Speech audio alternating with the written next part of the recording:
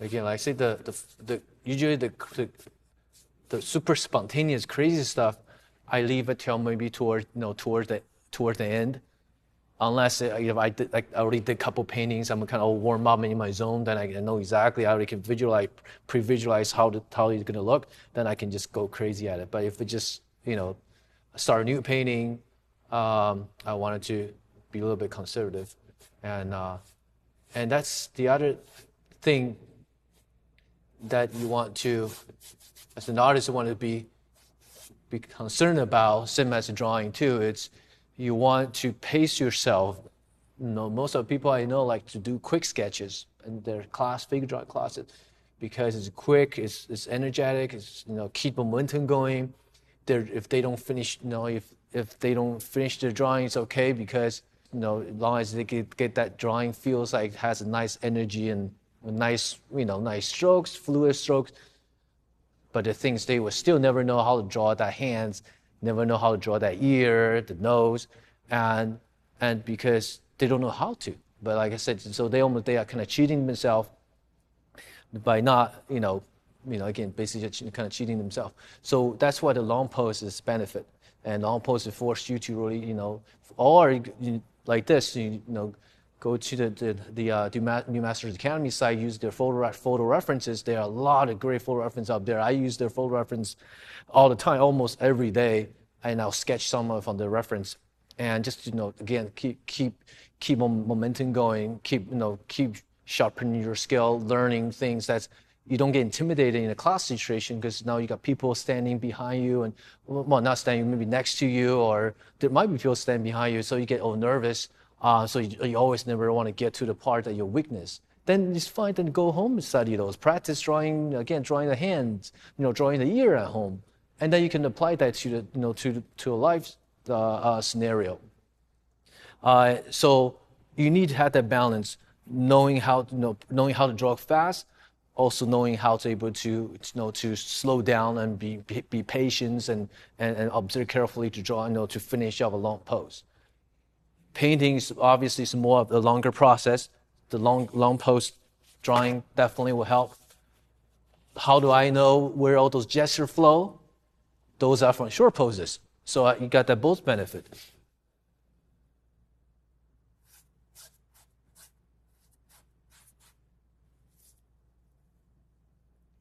So here I'm just going to keep it matte.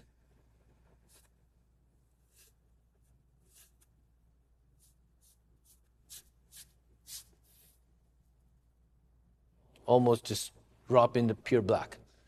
I see a nice graphic shape of the black here, coming here, almost like this, and fades into this slightly transparent area. Broad strokes.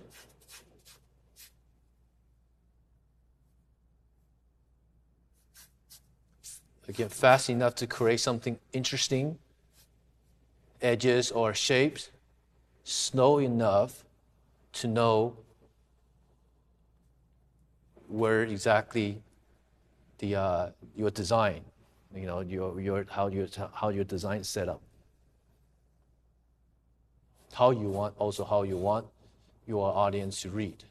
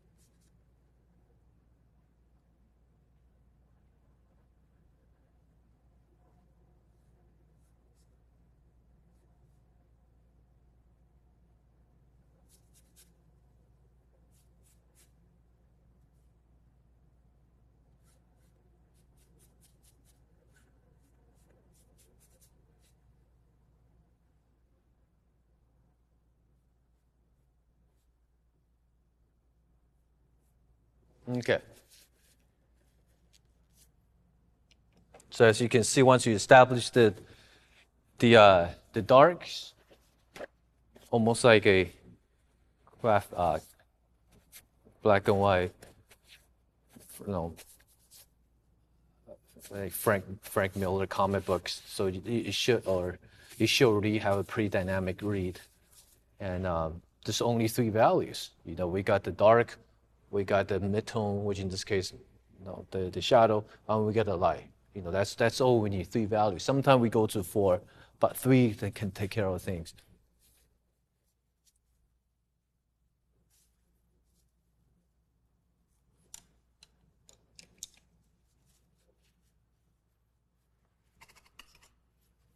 So now I'm going to go into my light. I like to start things that's more obvious. When I look at this, set up the skulk is more obvious. The vase, because all the textile is a little tricky to know exactly the correct value. And don't start with that. Just start with something more obvious, the apple or the skull. Same as when you guys paint, don't start with don't start with the shadows on the face if that's hard to figure out. See, I need to clean all my spot. I want a more light side, clean light here. I got this little dark little stabs. I'm gonna clean this up a little bit.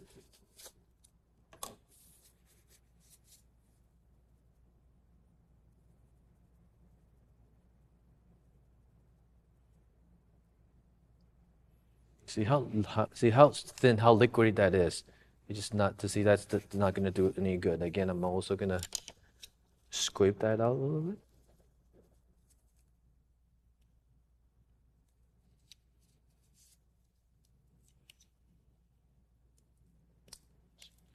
Just put that toward the edge.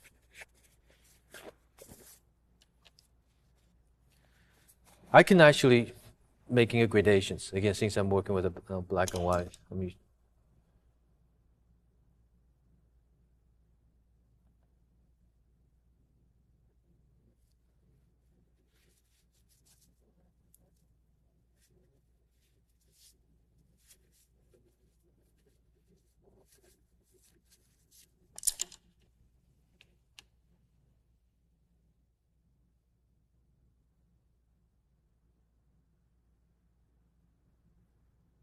So I probably wouldn't use the whitest the white. I would use about step down because I'm afraid if there going to be a stronger highlight, it's going to be more of these pure white. And if I start with this, then I have no room for that. Although I did mention if I kind of scribble my paint onto my canvas, it's going to get a little bit dirty. It's going to tone down a little bit. Okay, but then you have to kind of do a lot of work to scribble.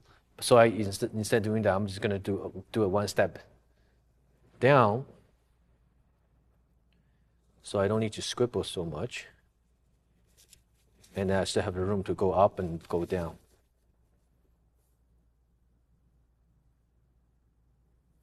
Still very light. Although you see, it's not pure white.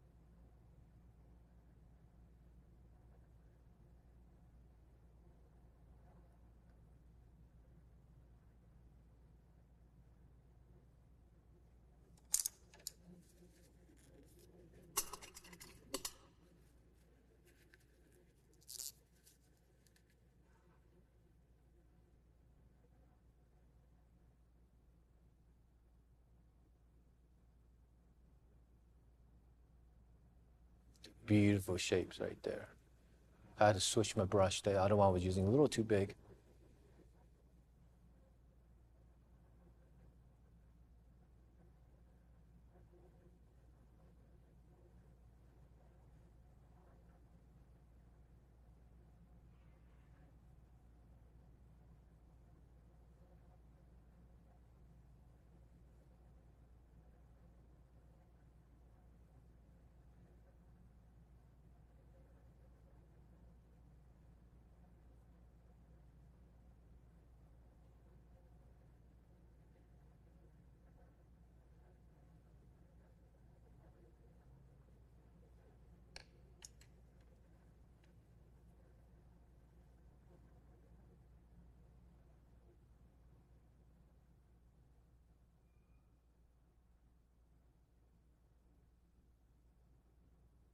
I'm just gonna wing in those teeth. Just as long as go back smaller.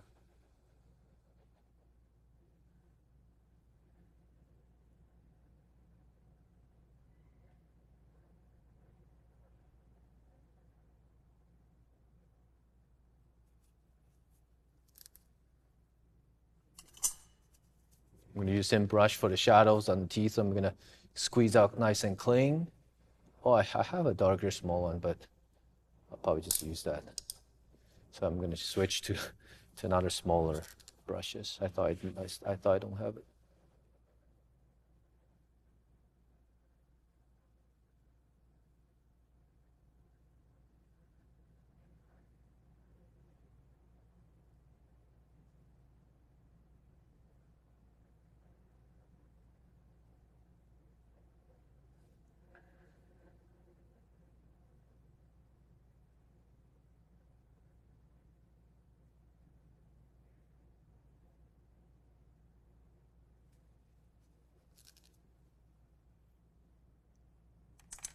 Again, I'm gonna reshape the light side teeth. They start looking a little repetitive, and that's something you probably don't want to do. I'm gonna change to a small brush.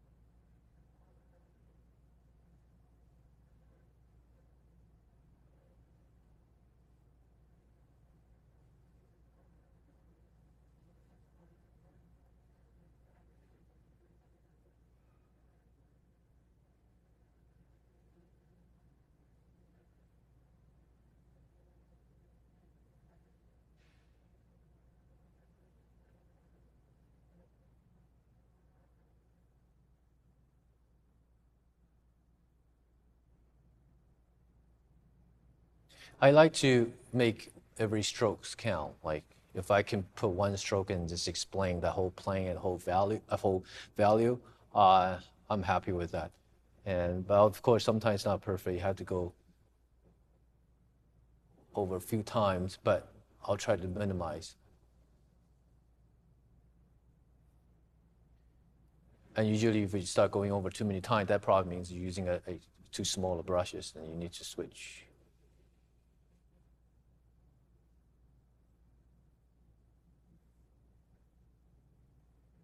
I'm still not happy with those teeth. They looks really bad. Actually, I might come back and to fix it later.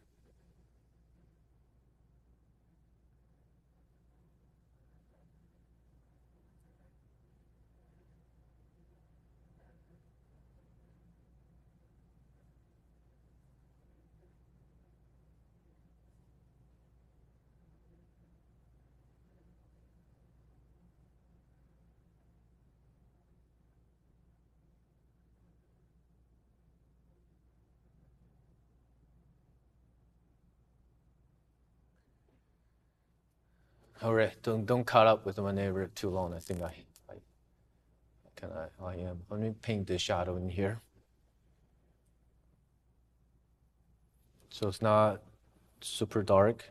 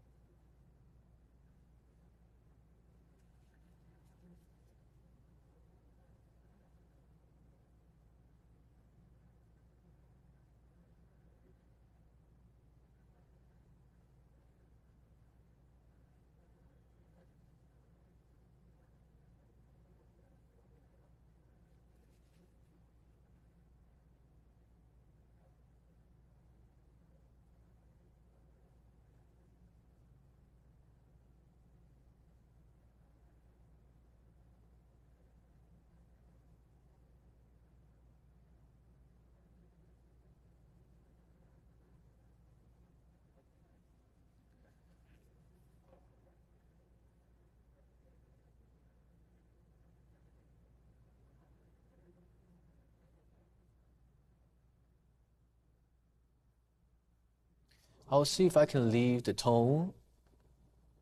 It might be a little too light as a reflector light. I'm just gonna leave it for now. If it's too light, I'll paint over it because I like it to have some of the board showing through.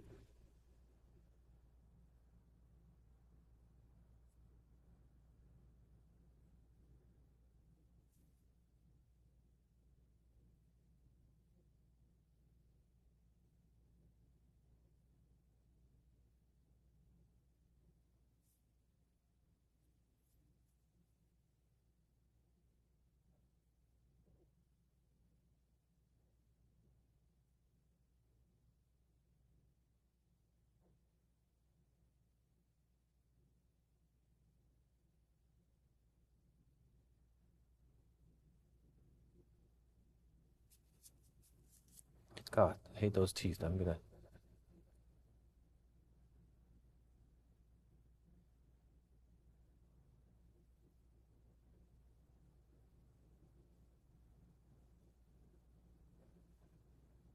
just gonna do that for now. I think that probably better than try to paint all those teeth.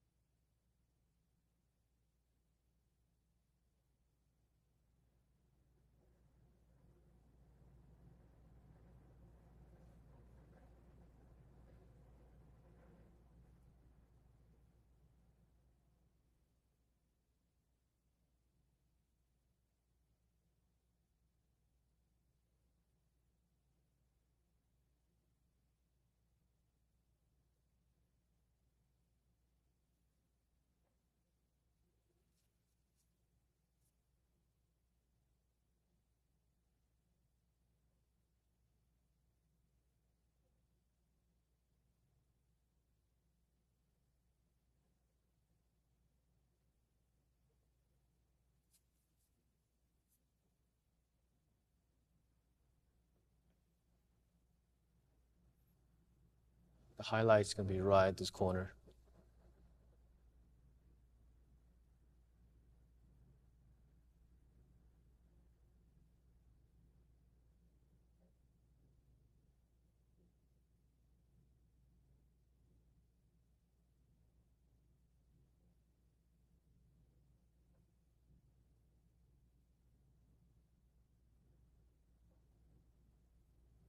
kind of like that straight edge in the back.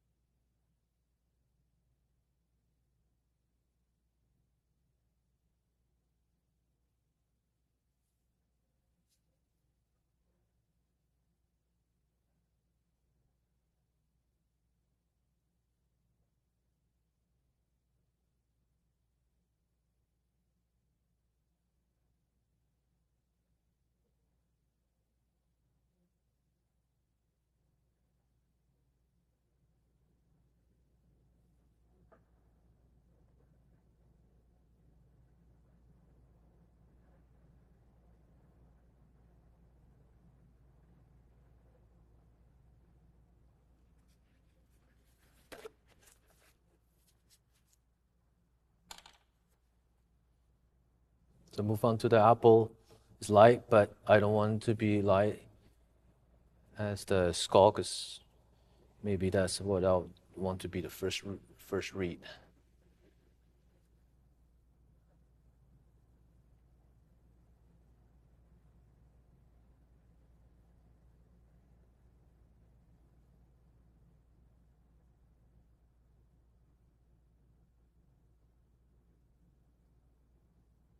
But this guy, little guy, receives a little more light because facing that way.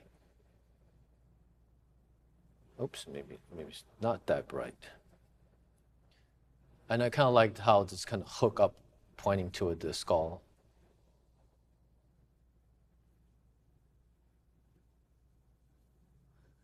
Let's just keep it abstract like this.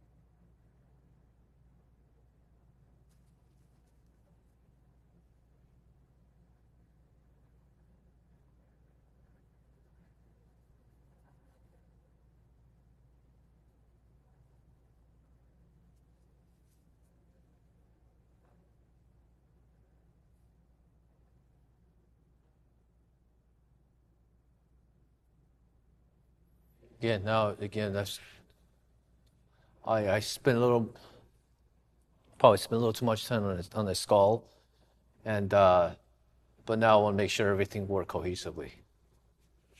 Everything kind of relates.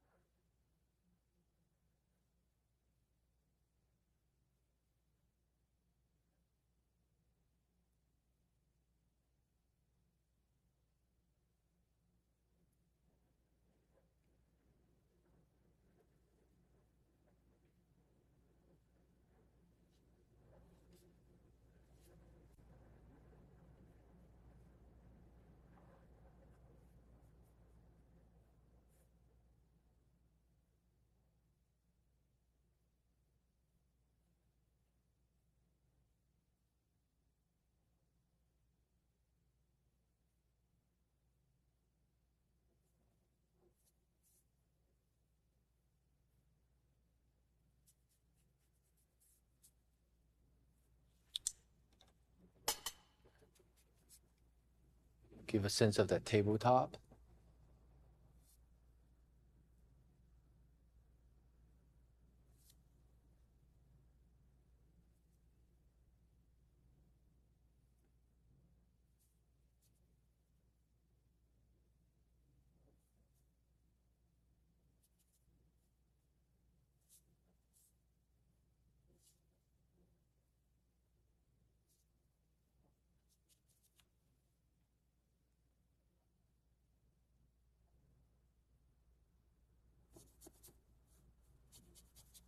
Again, now I'm stuck again playing with the composition to flow a little bit. But once again, the paint gets a little bit dry, allow me to layer more paint on top so you won't blend too much. So I wanted to, again, I still want to get this gesture to it.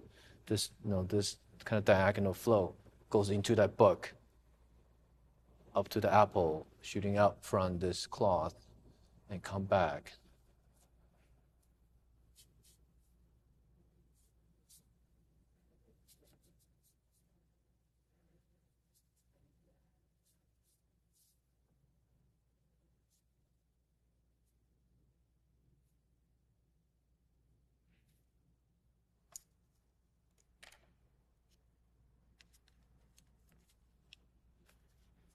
Sometimes I have to hold like 5, 6 brushes, and the paper towel and the brushes in my mouth.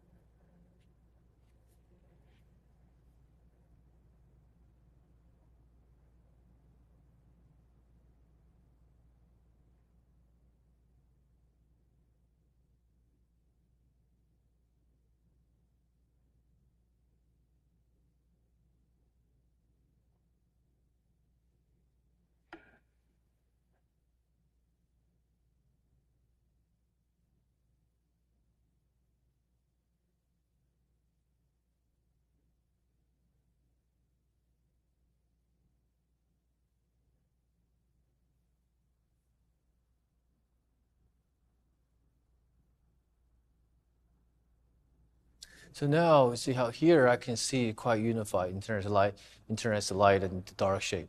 Here start getting little kind of scatters, and so we need to kind of unify here a little bit. It's got this too fancy, this kind of wave strokes. It doesn't really, give us a clean read. So let's see how can we clean that up.